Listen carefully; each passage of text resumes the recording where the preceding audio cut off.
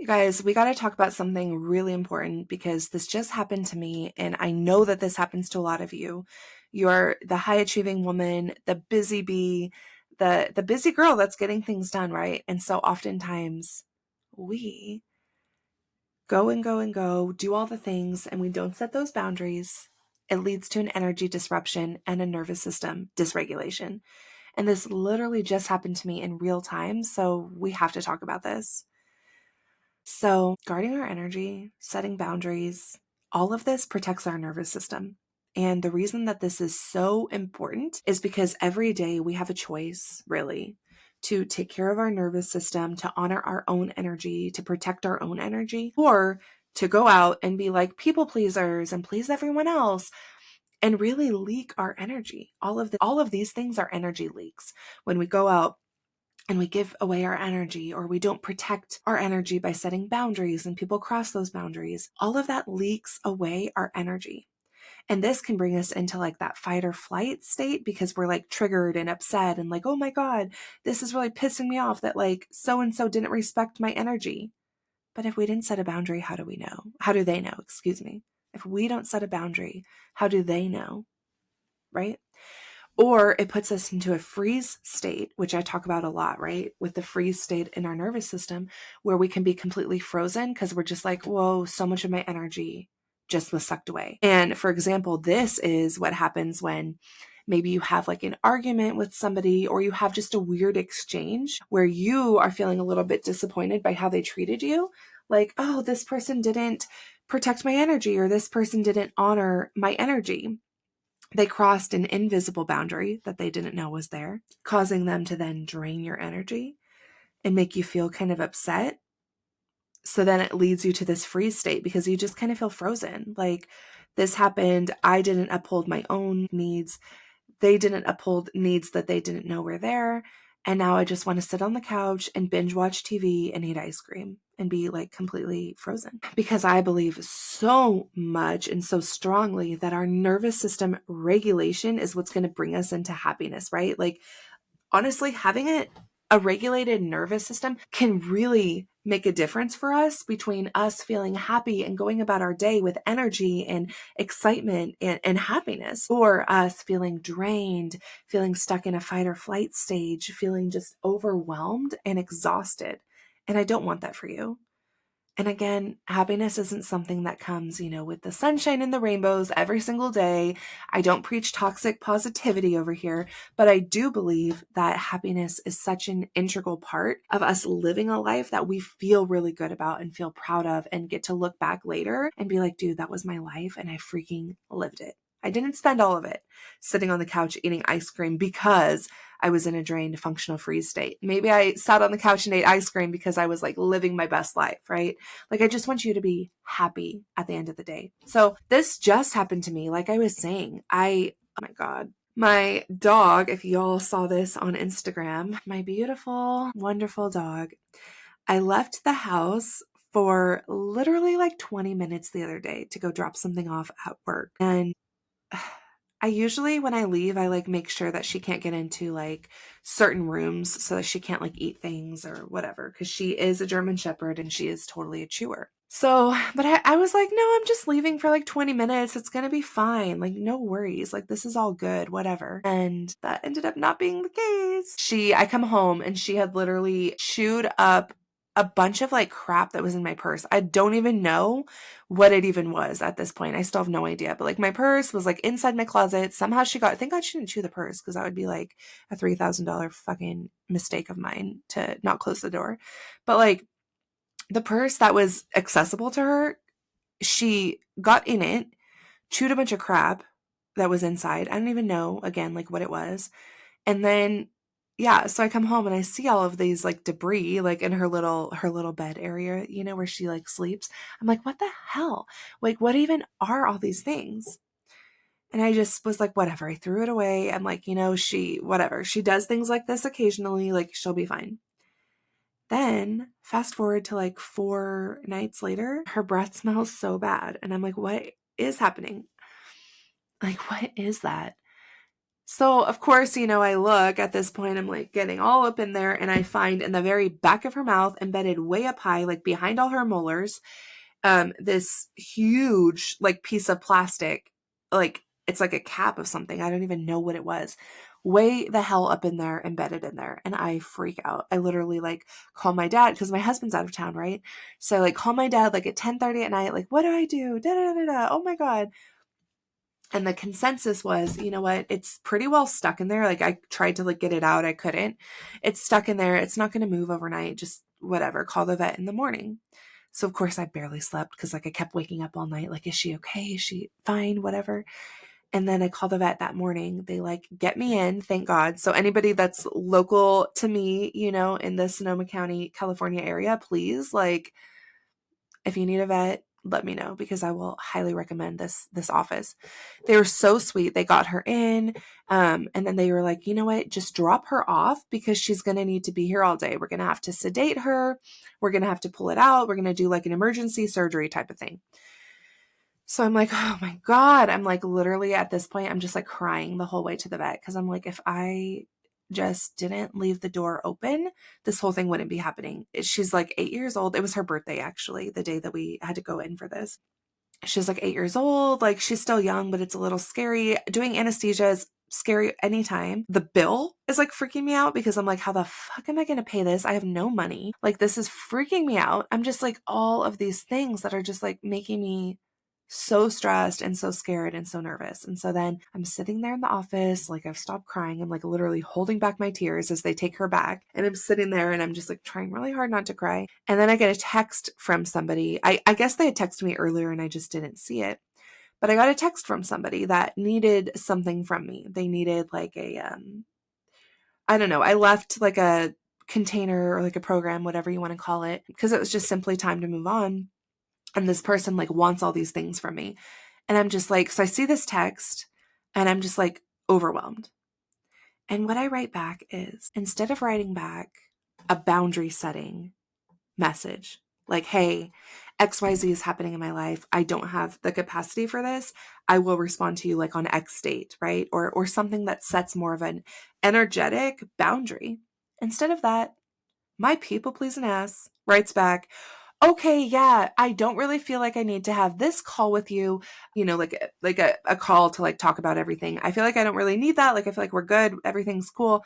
I don't really need that. And then blah blah blah blah blah blah blah blah. Like whatever. Like just writing more and more things of just people pleasing things and things that are true. I started talking about my feelings and oh, I really love you and I hope we can stay close even though I've left this, program and this and that and blah, blah, blah. So instead of setting the boundary, and I did mention in that message, like my dog's undergoing emergency surgery right now. Like but XYZ, like that's pretty much what I wrote. Instead of me setting a boundary, I basically told them what was going on in my life to give them the opportunity to set the boundary, for them to basically read my mind and say, hey, yeah, oh, she's undergoing that thing. Maybe right now is not the best time to talk to her. But I didn't set my own boundary. I didn't do it for myself.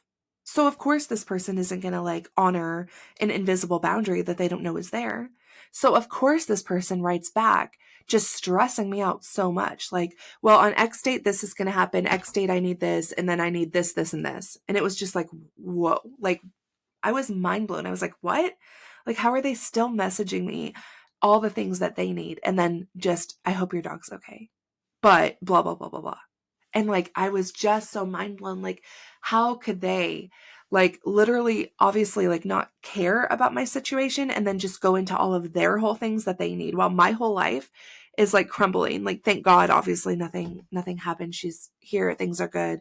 I didn't even finish that story because I just like went off on my other tangent. But my dog is, thank God, good. They actually didn't have to put her under the surgery. Yeah, that's a whole other story, but the vet was able to like take it out with a lot of force, and he's like a big guy, and he was able to like get the thing out, and like then they had to do like cleaning and antibiotics and stuff, but she didn't even have to go under, thank God, and like life was so good. But well, this whole exchange is happening. Of course, I don't know that because she's in the back with them and they're doing their thing. So, I'm undergoing all of this stress and all of these text messages. And it was just kind of like, oh, I hope your dog's okay, but here, let me push my agenda. And the thing is, though, that I like why I'm talking about this, why I want to share this with you is because if I had set my boundary, protected my energy, that may have not been the case. I may have been able to just simply shut down that conversation, shut down the thing, say, hey, we'll talk about this on X date. Right now, I don't have the capacity.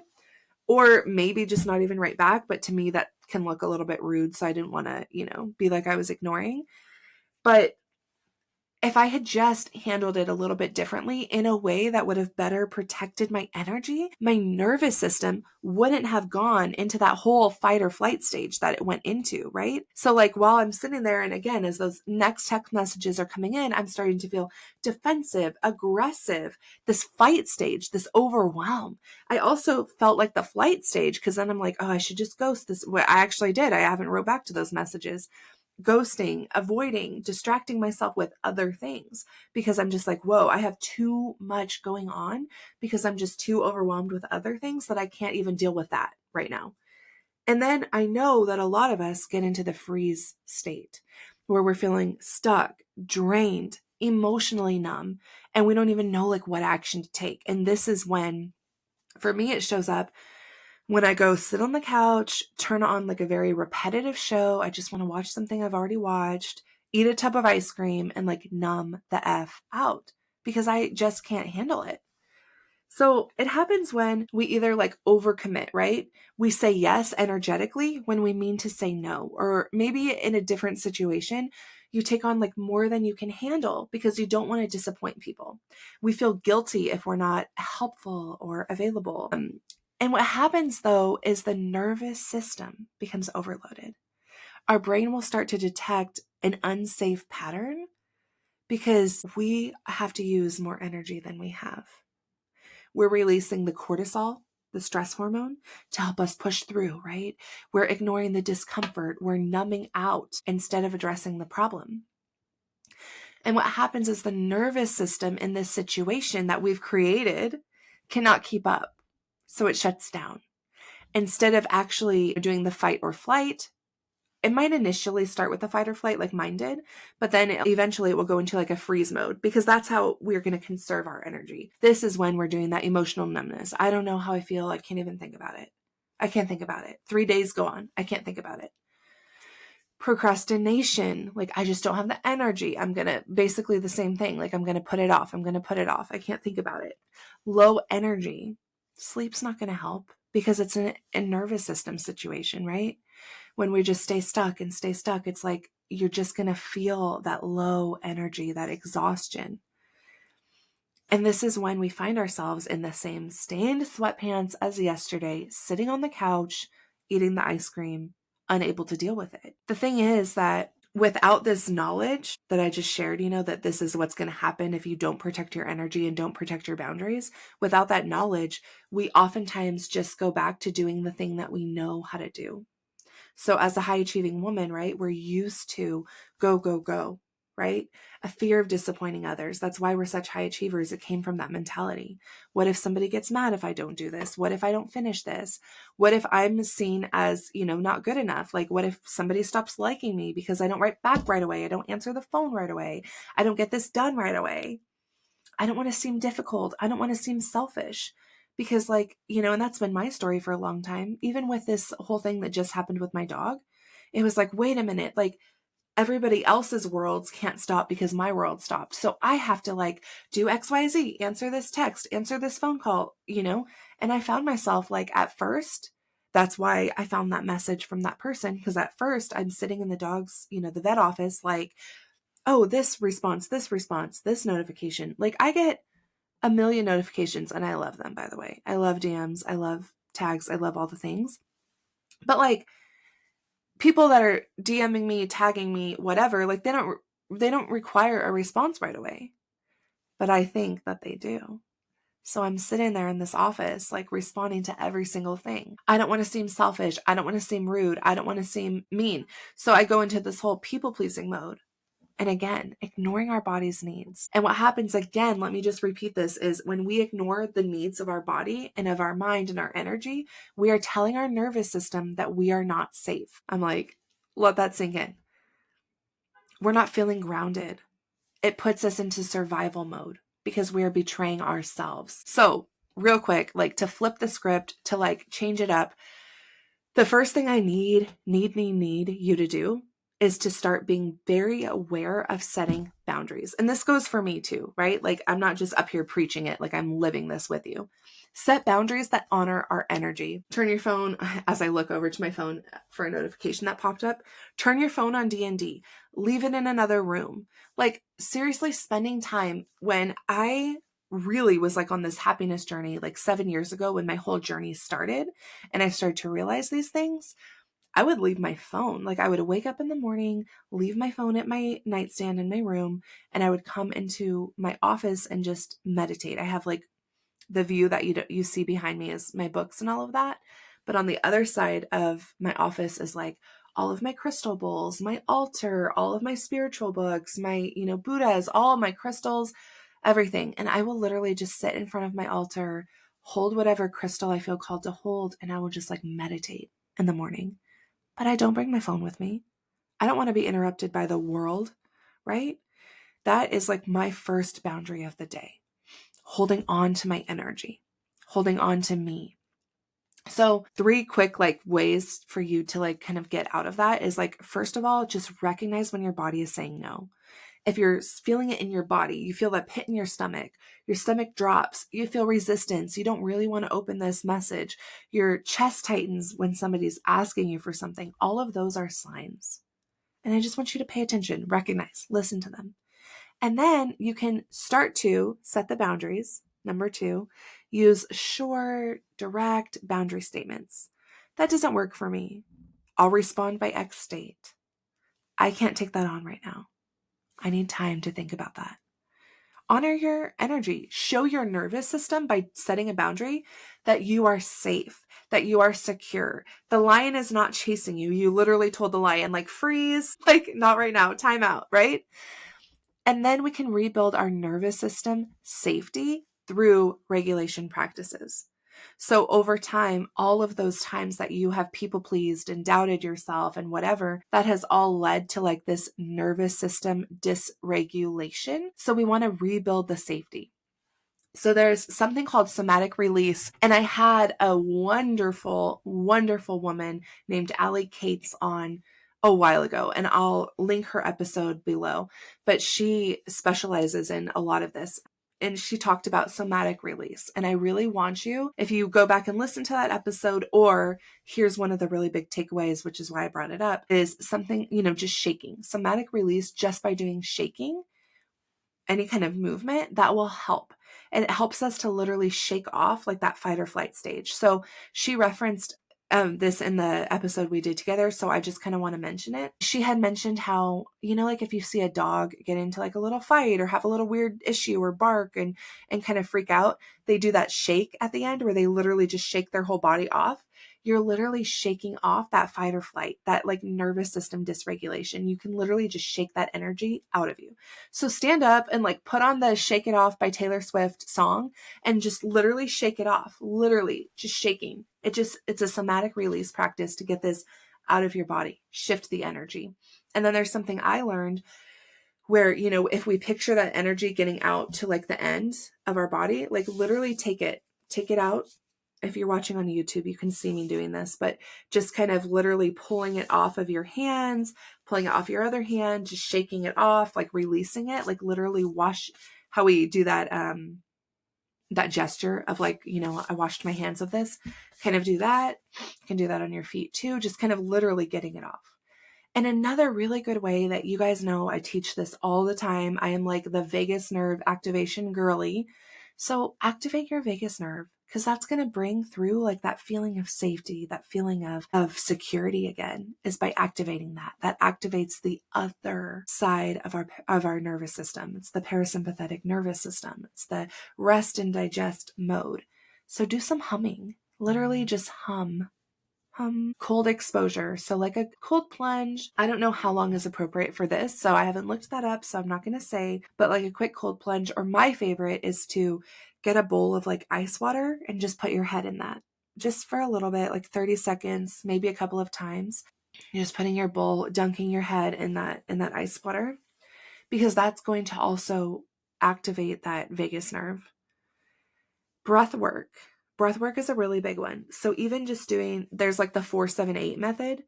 So breathing in for 4, hold for 7, out for 8, or box breathing where it's just the 4. I've talked about that so many times on here. But literally, this kind of like a little bit deeper breathing is going to make your lungs expand more, get your diaphragm moving, and your diaphragm is where the vagus nerve literally runs through our diaphragm. So it's going to literally stimulate the vagus nerve. So this is huge, huge, huge, huge. And again, the last thing I always talk about immersion experiences, when we can co-regulate with other humans through community, by going to in-person retreats, by being in even an online community like the Rise Sisterhood. That's a big one. Just really being able to come back into a community setting to know that you feel safe. And I'm not going to get into that here on this episode because I've talked about it so many times in the past, but our brain needs community, like our reptilian brain, the old school, us, the caveman version of us knows that community helps us survive. So this primal instinct to just have community around us will truly help you a lot. So just remember, setting boundaries isn't about pushing people away, right? Like the text that I got, I don't want this person out of my life. I'm not like ignoring them because I hate them. Just my nervous system got caught up in everything. So setting boundaries really is just about protecting your peace so that you can experience joy. It's about regulating your nervous system to let it feel safe, supported, honored, so that happiness can become natural instead of forced. So I hope that this was able to bring you some peace and some insight into what's happening behind the scenes for you. And just thank you so much for tuning into this episode. And I will catch you next time on the Ready to Rise podcast.